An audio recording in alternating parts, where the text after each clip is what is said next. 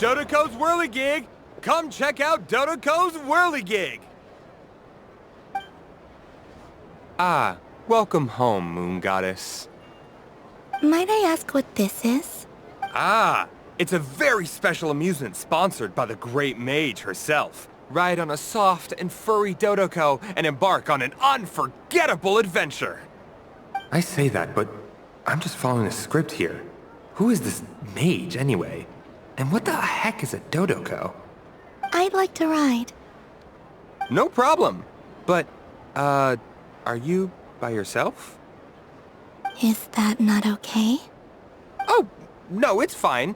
It's just that each Dodoko can accommodate 2 passengers. Would you like to bring a friend along? My friends... That should do it. Now, we just need to get everyone else to draw something on it too. But, we gotta keep it a secret from Columbina. Traveler? Ah!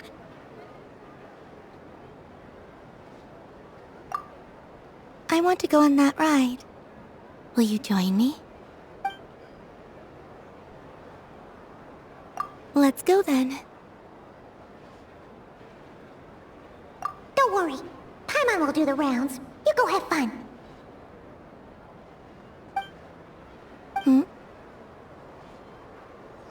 All right.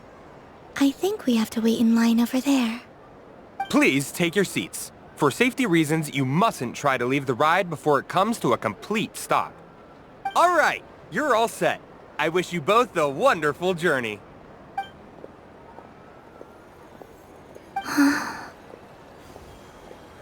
Not bad. It reminds me of riding a moon lane.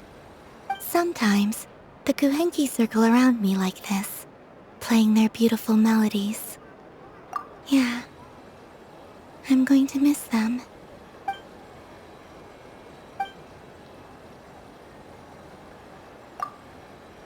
It does. I've felt scared in the past, too. But this is a little different. You know something? I got to see a lot of fascinating things during my disappearance. I saw how the Frost Moon Scions act around their families. So different than how they used to act in my presence. And I also saw how they interact with their friends. It made me curious at first. Why do people act so sincere when they're worshipping gods, but save their truest, warmest feelings for each other? Slowly, I came to realize that it's because they trust one another. They know, deep down, that they'll be accepted for who they are. All of it. The good and the bad. I know.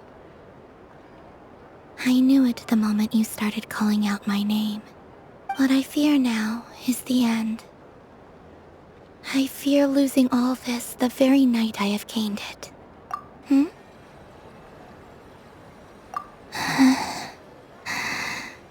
Thank you for this conversation. Thank you for listening to me. Don't worry. This fear I have, and the unknown that awaits me, they cannot hurt me. Not when I possess a treasure far greater. I just want you to remember this version of me. The real me. On this final night together. Dear passengers, Dodoko's awesome adventure has come to a close. Please leave in an orderly fashion, and we look forward to seeing you again in the future. Don't want the journey to end, huh? Don't worry, you two. There's always another adventure waiting just around the corner.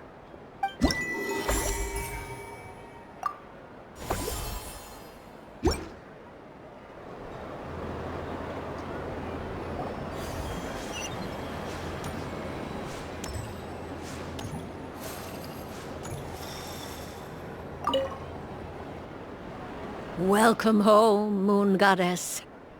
Oh, you're the genuine article. Alice was right. This moon prayer night was worth watching after all. Another one that talks. Greetings. Pleased to make your acquaintance. I am the Hexenzirkel member they call B, Barbeloth Trismegistus. Columbina Hyposelenia. Pleased to meet you too. Hyposelenia. A fine name indeed. Now then, Miss Columbina, do you wish to hear a mage's divination? Divination. The Frost Moon Scions used to ask me what would happen in the future. Is this like that?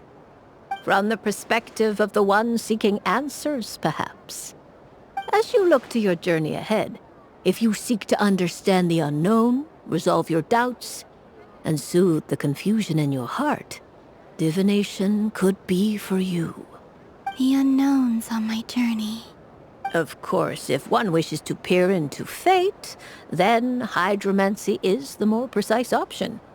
But that is a complex affair, and to relegate that majestic art to the status of a festive amusement would seem somewhat uncouth. Besides, it is sometimes better to not know fate with great certainty. Hence, I shall use the suitably festive Luna Arcana to tell your fortune instead. It is more popular with the youth in any case. Lunar Arcana. Indeed. Unlike hydromancy, this will only display possibilities and trends. People like to think of themselves as creatures of agency and free will. Peering too far and too clearly into the future is detrimental to both body and soul. I'd like to give it a try. Of course you may. Come then, take a seat, Miss Columbina. Before we begin, are there any specific questions you would like to ask? Let's stick to general possibilities and trends, like you suggested. Ah, very well. Then I shall use the basic Lunar Arcana deck. Now, try to relax. Cast your mind upon the things you have experienced and the things you are soon to experience. I will shuffle the deck. Would you like to cut the cards yourself? You do it. No problem. Now then, to make things easier for the seeker, that is to say, you, I shall decipher the cards from your perspective.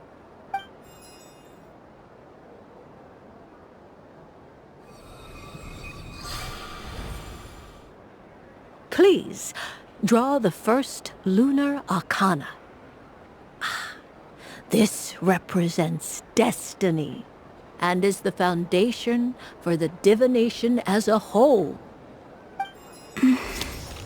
Now, draw your second card.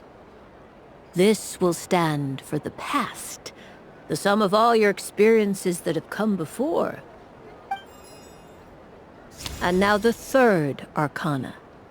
This is the present, your interpretation of the current moment. Finally, the last card. This shall speak of the future, which... Oh. Kuvaki Pulse? Fascinating. I've never encountered this before in my role as a diviner. Something has exerted an influence upon this card, causing it to leave its designated position. What do you make of this, Miss Columbina?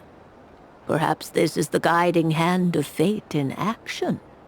Of course, if you wish, you can choose to deny the validity of this card and draw the future for yourself. No, it's fine. Let's go with this one. A bold decision. I must say I'm looking forward to the results. Well then, let us flip the Lunar Arcana in sequence and see what emerges. Sure. First, Destiny. No surprises here. The card that represents yours is the moon. The moon. Indeed. The moon can represent the truth at some times, but deception at others. False peace, destructive calamity, and the world-changing power that lies within. When the moon is placed on the destiny tile, it indicates that your destiny is not what it may appear on the surface. Instead, it may yet have a hidden side. It symbolizes a journey through the fog, fraught with uncertainty and deception, where one must face inner challenges head-on. I don't understand.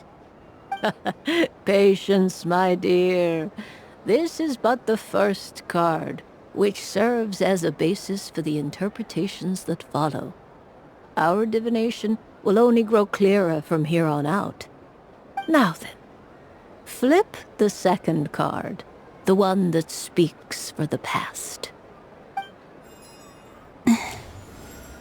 The Hermit, but inverted.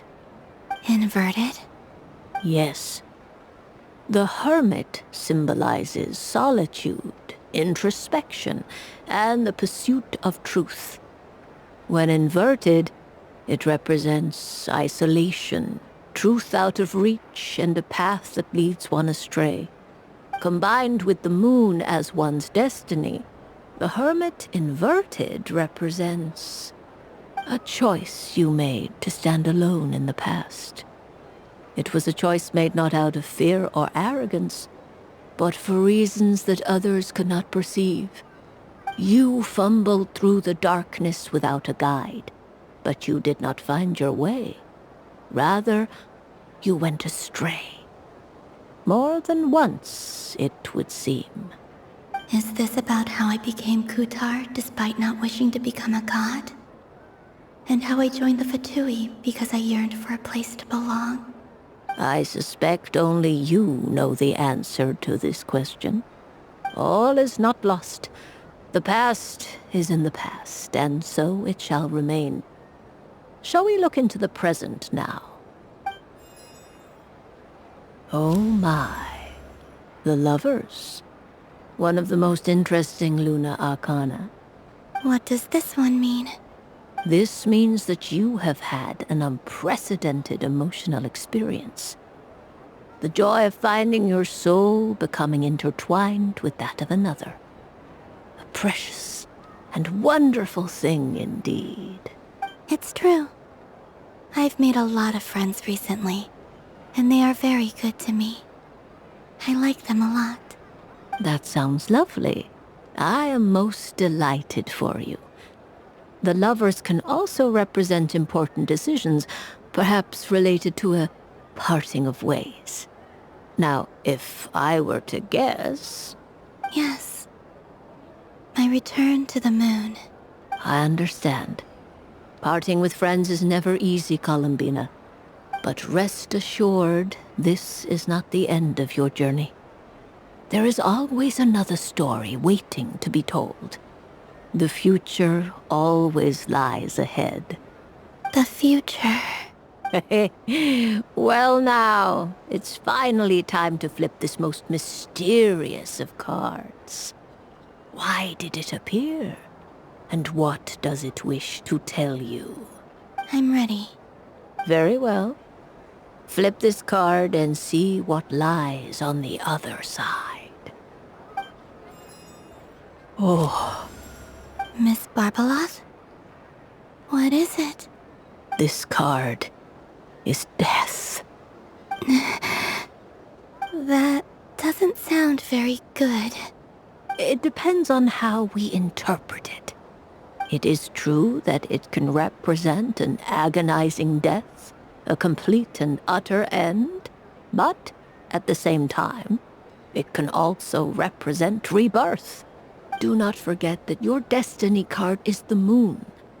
That lends your future many different potential meanings. If death spells the end, is it unavoidable? As I have said, divination can only display general trends. It is a rough guide, but it does not show predetermined outcomes. Allow me to summarize it for you. In the past, you may have lost your way, but now you have gained new connections and new strength. You now face an important decision, one that may bring about a great change in what is yet to be. This change might, in turn, be the end of all things, or their beginning. But remember, everything is subject to change because of the moon present in your destiny. You must see the truth clearly and face your innermost thoughts. The truth. My innermost thoughts. Thank you, Miss Barbaloth. Don't mention it. Some people dislike divinations, for fear of glimpsing an ending to their story that they wish was not so. But I can see that you're different. The result of this divination will not sway your decision. This is a rare quality, and one that diviners always hope to see in the seeker. We are here merely to guide, not to exert undue influence.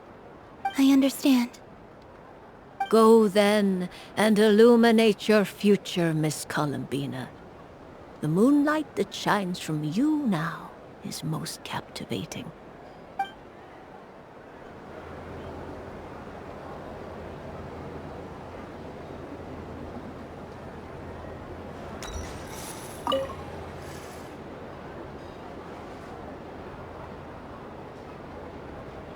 I wouldn't say it's unfair, exactly. I mean, your voice goes right into people's heads. How would you explain that to the kids? You can't just explain it away as magic. Is something the matter? Ah, Miss Columbina! No, nothing you need to worry yourself about. Impeccable timing. Stick around for a second, Miss Columbina. I need your input on something. This self-proclaimed Knight of Justice has yet to give me a satisfactory answer. I, for one, would like to hear your verdict on the matter. Hey, now, I left the flagship just to help you out, Miss Nicole. What's going on? So Alice and I are both using long-range remote control spells that work on similar principles, allowing us to attend this festive fair in Dodoco form. Sorry, let me backtrack a little. While similar, there are some key differences. Alice, being a great mage, wanted her Dodoco to reflect something of her own charm and mystique. So she adjusted the way its tail moves when it spins around. An entirely gratuitous move, in my opinion. I hardly see how anyone is going to notice that. If anything, I'd say that anyone who stares intently enough at a Dodoco's tail to notice such a small detail is someone we ought to be highly concerned about. I only say this to emphasize that my question has nothing to do with tails. Now that we're clear on that, why is Alice's Dodoco permitted to interact directly with the children celebrating Moon Prayer Night, while mine is not? Your voice speaks directly into people's minds. See? Exactly what I said. Miss Nicole? I can't stand it. I know that probably makes me sound like a whiny child acting out in front of their parents. And it's a little embarrassing now that I think about it. But hey, I said it now, I can't take it back. That would be even more embarrassing. Also, don't go reading too much into that analogy. It was off the top of my head. I'm actually an awful lot older than either of you. Miss Nicole, are you saying that you'd like someone to play the game you've prepared? I'm not so invested in that. It's just something cobbled together using items I borrowed from Alice. She probably didn't even make them herself. The point is, I want to know everyone's thoughts after they receive their prizes. But as you've said, I can't just ask. I've been biting my lip for so long, and I've had no one to vent my frustrations on. I thought this was going to be a nice, straightforward festival where I'd get the chance to guide people to treasure. Well, can I play? I can't guarantee that I'll win a prize, but You will? I'd like to try. Then what are we waiting for? Let the game begin! It's like they forgot I was ever here.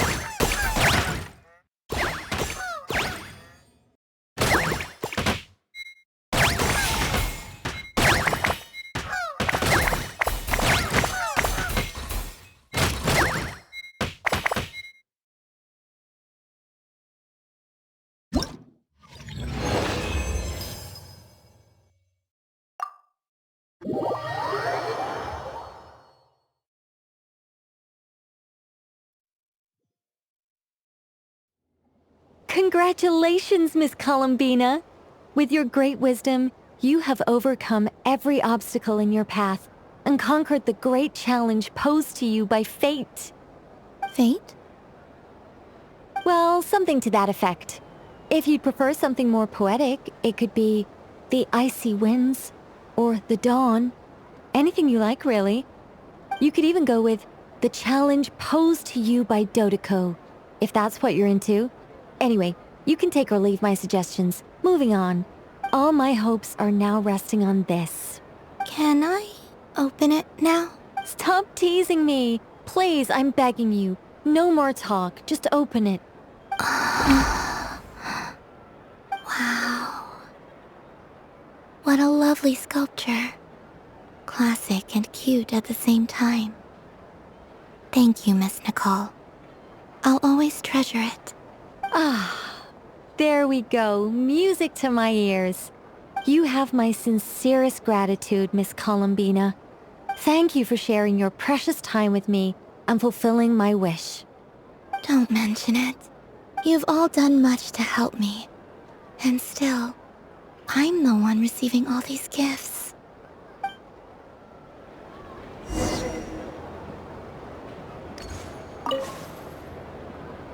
A soft and furry creature that bounces and jumps. Welcome home, Moon Goddess. This one talks, too. Allow me to introduce myself. I am a Dodoko from a distant archipelago, the most mischievous of all my Dodo brothers and Dodo sisters. When the going got tough, I powered through, and when I met obstacles, I boomed them away. That sounds like a lot of fun. Doesn't it just?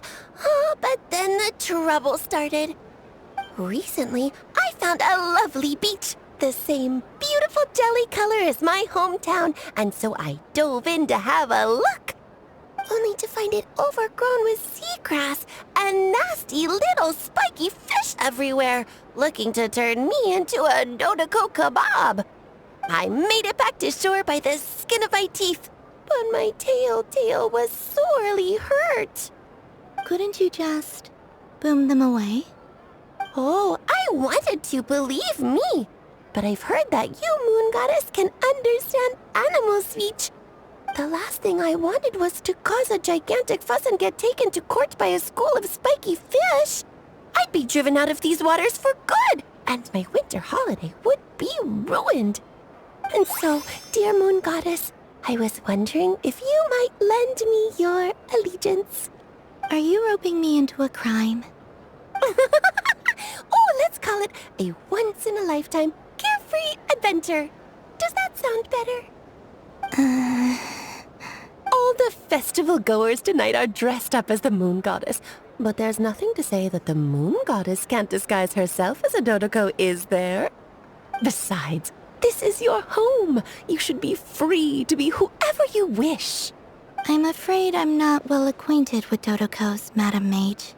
Oh, that's quite all right. We Dodokos are innocent, happy creatures with a free-spirited nature. Many, like myself, are mischievous troublemakers. Others are lazy souls who like nothing better than to lie down on a nice rock and take a nap. In our eyes, every creature who yearns for happiness and freedom is a Dodoko. But perhaps in yours, we Dodoko are a fluffier and more mischievous breed of Kuhenki. Yes, that is a much easier image to follow. Oh, wonderful! Then let's play! Grab onto my tail and follow me into the sea! Time to settle some scores with the bad guys!